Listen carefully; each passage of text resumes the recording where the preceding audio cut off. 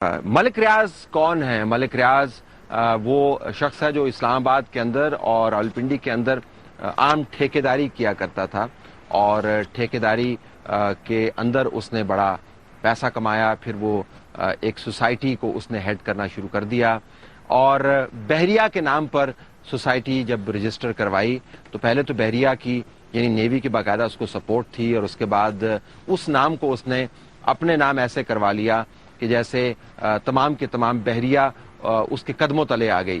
بحریہ نے آفیشلی خاموشی سے اپنے آپ کو ڈس ایسوسیٹ کر دیا، لیکن یہ بھی کمال بات ہے کہ ملک ریاض بحریہ کے نام کو ریٹین کر پایا. کہتے ہیں کہ گورنر خالد مقبول نے ملک ریاض کی بڑی مدد کی تھی اس نام کو ریٹین کروانے میں. اور اس کے بعد اس ملک میں جیسے ہوتا ہے، بہت سارے سیاستدانوں نے 30-35 سال سیاست کی ہے روٹی کپڑا اور مکان کے نام پر.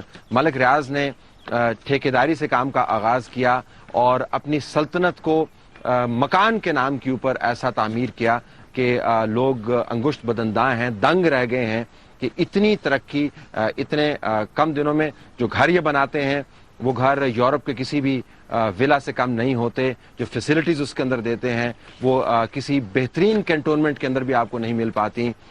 جو پیسہ ان کے پاس آتا جاتا ہے اس کا حساب نہیں ہے.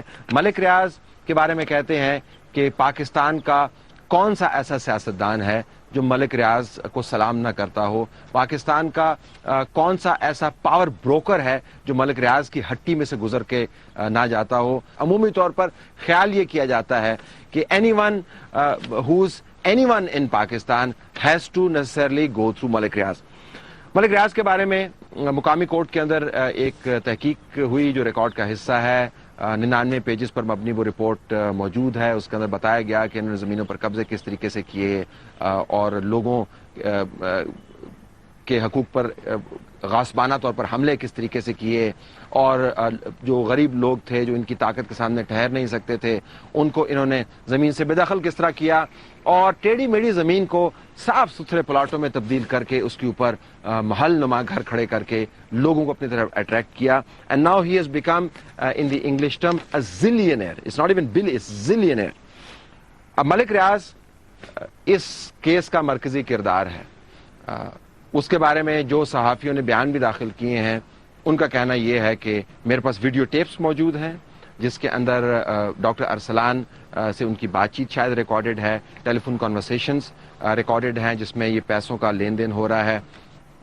یہ تمام کا تمام مواد انہوں نے صحافیوں کے سامنے رکھا اور اب وہ ملک سے باہر گئے ہوئے ہیں.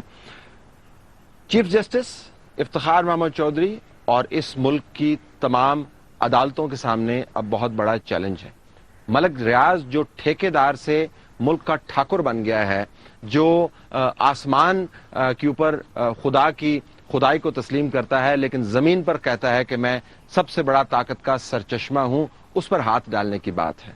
کیا عدلیہ اس کے اوپر ہاتھ ڈال پائے گی؟ کیا اس نظام کے اندر اتنی جان ہے کہ ملک ریاض سے پوچھے کہ اس کو کس نے اختیار دیا کہ دولت کو ریوڑیوں کی طرح بانٹے اور پھر دندناتا پھرے اور پھر بلیک میل کرے؟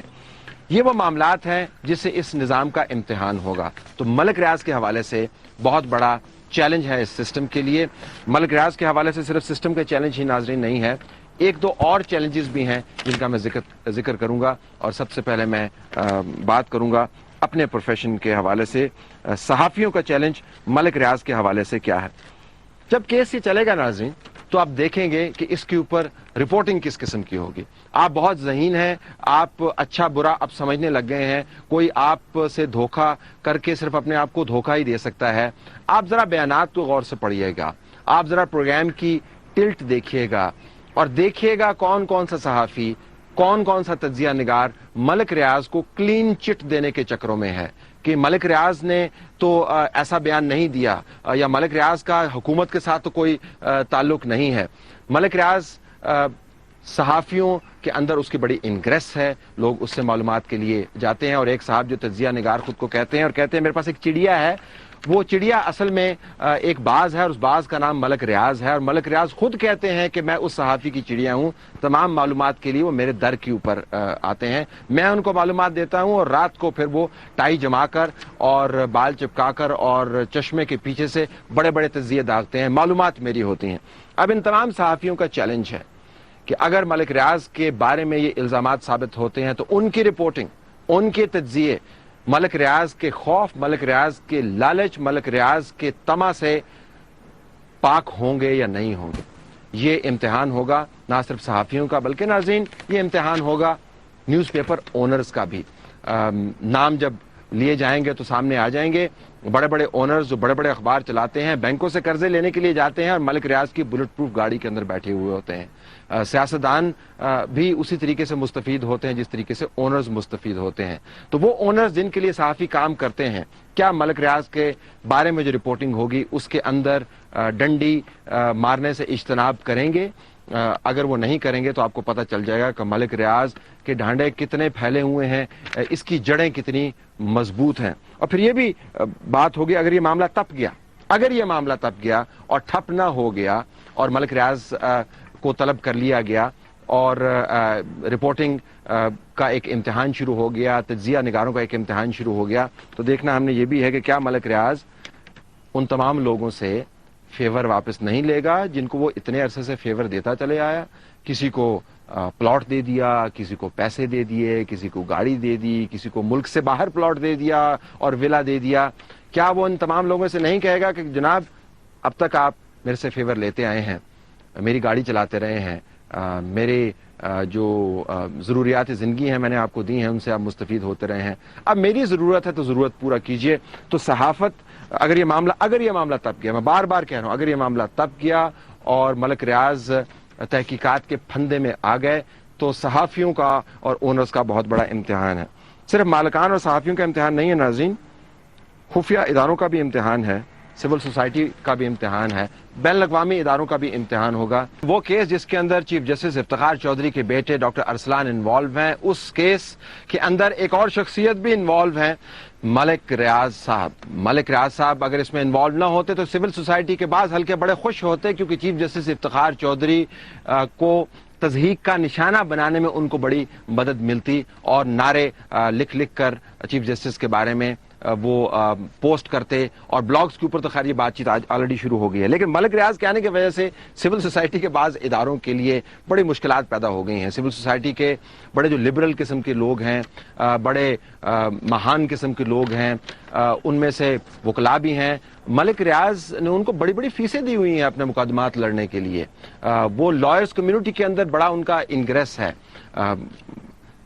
کیا کیا نام ہے، اب میں نام نہیں لینا چاہتا، آپ کو معلوم ہی ہے کس کس نے ان کا ڈیفینس کرنے کے لیے اپنے آپ کو پیش نہیں کیا، کیونکہ فیس وہ بہت اچھی دیتے ہیں۔ سول سوسائٹی کے ممبران کے لیے بہت بڑا امتحان ہے کہ چیف جسٹس کے بیٹے کے کیس کے اوپر تو ایشو آ کے ٹھہر ہی گیا، ملک ریاض کے اوپر جب ایشو آ کے ٹھہرے گا تو اس کے اوپر ان کا سٹینس کیا ہوگا؟ کیا وہ کرپشن اور بدعنوانی کی تحقیقات کو ملک ریاض کے گھر تک پہنچانے کے لیے تگدو کریں گے؟ کیا وہ کہیں گے کہ اس بات سے قطع نظر کہ ڈاکٹر ارسلان ہے یا ملک ریاض ہے، اگر کہیں پر قانون کی پامالی ہوئی ہے تو آپ ان کی گردن ناپیں؟ ملک ریاض ان سول سوسائٹی کے اداروں سے یہ بھی کہہ سکتا ہے کہ میں جو آپ کو پیسے دیتا ہوں اب اس کو پے بیک کرنے کا معاملہ ہے، آپ جو میری طرف سے سہولیات لے کر دنیا بھر میں گھومتے پھرتے رہتے ہیں، اب ذرا پے بیک ٹائم ہے۔ تو دیکھتے ہیں کہ سول سوسائٹی کے اندر سے کتنی مردانہ یا زنانہ آوازیں اٹھتی ہیں اور دونوں مل کر ملک ریاض کے خلاف ویسی ہی تحقیقات کی بات کرتی ہیں جس قسم کی ڈاکٹر ارسلان کے خلاف ہونی چاہیے یا کسی بھی مبینہ طور پر کرپٹ آدمی کے خلاف ہونی چاہیے۔ خفیہ اداروں کا بھی بہت بڑا اس کے اندر امتحان ہے۔ خفیہ اداروں کا کیوں امتحان ہے؟ پاکستان میں آپ اتنی طاقت حاصل کر ہی نہیں سکتے اگر آپ کے پاس تمام اداروں کی آشیرواد شامل نہیں ہو، اگر آپ کی پشت پر ان لوگوں کا ہاتھ نہیں ہو۔ ایک زاویہ یہ بھی ہے کہ ملک ریاض نے چیف جسٹس کو ان کے بیٹے کے ذریعے گرانے کی یا بلیٹل کرنے کی کوشش اس وجہ سے کی ہے کہ شاید خفیہ ادارے چیف جسٹس سے خوش نہیں ہیں۔ اس کے اوپر دو قسم کی ڈیبیٹ پاکستان میں ہوتی رہتی ہے۔ ایک تو وہ کہتے ہیں کہ خفیہ ادارے چیف جسٹس سے خوش نہیں ہیں، اور جب چیف جسٹس کو ایسا کام کرتے ہیں جس سے حکومت کے اوپر ضرب آتی ہے تو وہ کہتے ہیں کہ یہ چیف جسٹس خفیہ اداروں کے لیے کام کر رہے ہیں. تو یہ بڑی کنفیوزنگ قسم کی اور کنفیوز قسم کی ڈیبیٹ ہے. لیکن آج کل کے تناظر میں آپ نے دیکھا ہوگا کہ بعض لوگ یہ بات کرنا شروع کر دیا ہے کہ انہوں نے کہ خفیہ اداروں کے بہاف پر ملک ریاض نے یہ کام کیا. خفیہ اداروں کا اور آرمی کا نام اس کے اندر ڈریگ ہوگا. ڈیفنس ہاؤسنگ اتھارٹی اور بحریہ کا آپس میں چولی دامن کا ساتھ ہے. بعض جگہوں پر انہوں نے ڈسکنیکٹ کریٹ کرنے کی کوشش کی ہے لیکن پبلک پرسپشن میں اور ایکچولی یہ ڈسکنیکٹ ہوا نہیں ہے. ڈی ایچ اے جو بہت بڑی ایک ہاؤسنگ سوسائٹی ہے اور بحریہ جو ہے ایک سپرا ہاؤسنگ سوسائٹی ہے, ان کا آپس میں میل ملاپ ہے. ہر دوسرا جرنیل جو ریٹائر ہوتا ہے وہ ملک ریاض کے لیے کام کرنا شروع کر دیتا ہے. اور ایک ایسا ادارہ جو اپنے ڈسپلن کے اوپر اس کو فخر ہے اور ہونا بھی چاہیے, وہ ریٹائرمنٹ کے بعد اپنے جرنیلوں کو کنٹرول نہیں کر پاتا کہ ایک ایسے بندے کے پاس نہ جائیے جس کے بارے میں تحقیقات یہ کہتی ہیں اس نے زمینوں پر قبضہ کیا ہوا ہے. زمینوں پر قبضہ کرنے والے کے لیے آپ کام کرتے ہیں, عجیب سی بات ہے. اس سے ایک پرسپشن ڈیولپ ہو گیا ہے کہ ملک ریاض اور خفیہ اداروں کا آپس میں گہرا تعلق ہے. اگر اس کیس کے اندر خفیہ اداروں نے یا آرمی نے اپنا اثر و رسوخ استعمال کر کے ملک ریاض کو بچانے کی کوشش کی, اگر ان کے خلاف تحقیقات شروع ہو گئی تو لوگ یہ کہیں گے کہ اس ملک کے اندر حفاظت کا سب سے بڑا انتظام یہ ہے کہ اتنی بڑی کرپشن کریں کہ سب کو اس کا حصہ بنا لیں, پھر آپ محفوظ ہو جائیں گے. چھوٹی کرپشن پکڑی جاتی ہے, بڑی کرپشن نہیں پکڑی جاتی. ایک کو والے جرنیل کو پاکستان کے اندر اس کے اوپر بڑی تنقید ہوتی ہے, ہونا بھی چاہیے. جس جرنیل نے 2 کو کیے ہوتے ہیں جنرل مشرف نے, ان کو لندن کے اندر آرام سے فلیٹ مل جاتا ہے. تو پاکستان میں پروٹیکشن کرنے کا طریقہ یہ ہے کہ بہت بڑے پیمانے کے اوپر کرپشن کریں, سب اداروں کو ساتھ لے کے چلے. تو خفیہ ادارے اور آرمی اس کے اوپر کیا سٹینڈ لیں گی, یہ ایک بہت بڑا امتحان ہے.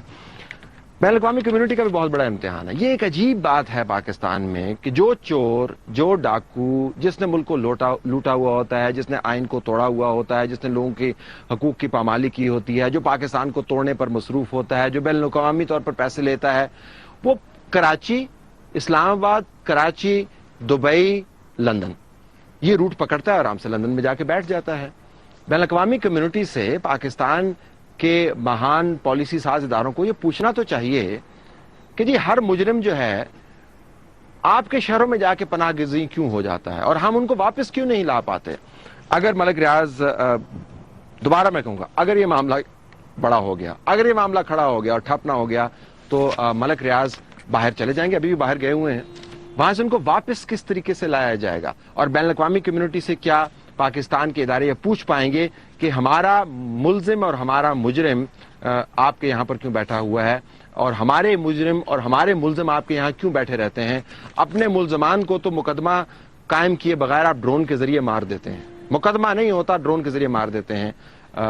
ہمارے جو ملزمان ہیں, جو مطلوب ہوتے ہیں, آپ کے یہاں پر وہ دندناتے پھرتے ہیں. ایسا کیوں ہوتا ہے؟ بین الاقوامی کمیونٹی کا بڑا امتحان ہے, نظام کا سب سے بڑا امتحان ہے. ناظرین, ہم نے اپنے بچوں کو بہت عرصے سے اور شروع سے یہ تربیت دی ہے, اور جو تربیت ہم نے خود بھی حاصل کی ہے وہ یہ کہ آپ نے لائن میں کھڑے ہو کے اپنے بل دینے ہیں, امتحان کے اندر آپ نے چیٹنگ نہیں کرنی ہے, حلال روزی کے اندر برکت ہے, دیانتدار کا سر بلند ہوتا ہے, جو خطاکار ہوتا ہے, جو قانون کی پامالی کرتا ہے, جو اخلاقیات کو پاؤں تلے رونتا ہے, اس کی دنیا بھی خراب ہوتی ہے اور اس کی عاقبت بھی خراب ہوتی ہے. پاکستان میں بہت عرصے سے ناظرین گنگا الٹی بہنا شروع ہو گئی ہے. جو جتنا بڑا مجرم ہے اس کا ہاتھ اتنا ہی تگڑا ہے, جو زمین پر جتنا زیادہ قبضہ کرتا ہے وہ اتنا ہی معتبر ہو جاتا ہے, جو قانون کی جتنی بے دھڑک انداز سے پامالی کرتا ہے اس کو اتنا ہی زیادہ تحفظ دیا جاتا ہے. اس ملک کے اندر آپ کا تحفظ اس بندوق کے ذریعے ہوتا ہے جو آپ نے دوسروں کی طرف تانی ہوئی ہے, اس عمل کے ذریعے ہوتا ہے جس سے آپ قانون کی پامالی کرتے ہیں.